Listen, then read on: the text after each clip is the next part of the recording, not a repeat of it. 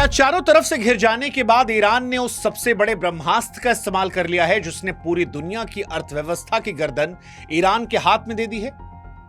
क्या है straight of Hormuz और कैसे इस रास्ते को बंद करके दुनिया की 20% तेल सप्लाई को ईरान ने बंधक बना लिया?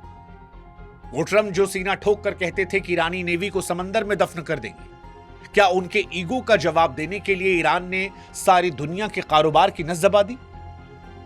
भारत में जो यह दावा हो रहा है कि स्ट्रेट ऑफ हॉर्मुज को भारत के लिए भी बंद किया गया है, सिर्फ रूस और चीन के लिए खोला गया, क्या यह सच है? और अगर यह सच है तो भारत ने जो न्यूट्रल स्टैंड लिया था, क्या उसकी कीमत भारत चुका रहा है? वो जो ओमान की खाड़ी में भारत के बिहार के कैप्टन आशीष और राजस्थान के दिलीप सिंह की मौत हुई, वो क्या केवल हादसा थी या फिर ईरान का भारत को तटस्थ रहने का जवाब था कि अगर आप हमारे लिए स्टैंड नहीं लेंगे तो फिर हम आपके साथ भी वही सहूलियत करेंगे जो हम दुनिया में बाकी देशों के साथ कर रहे हैं? सवाल और भी है कि क्या हमारे 37 जहाज और 1100 नाविकों को ईरान ने शील्ड की तरह अमेरिका के सामने इस्तेमाल करना शुरू कर दिया है? या फिर यह कहानी अलग है, यह रास्ता जो बंद हुआ है वो सिर्फ अमेरिका, इजराइल और यूरोप के जहाजों के लिए बंद है?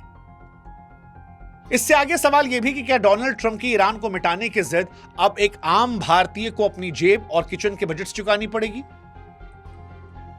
ये सवाल बड़े महत्वपूर्ण हैं और इन सवालों से ही जो आखिरी सवाल सबसे महत्वपूर्ण है वो ये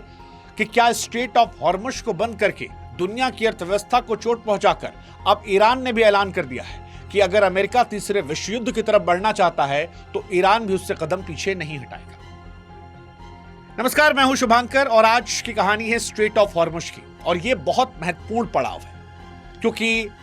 इंडियन ओशियन में जो हमला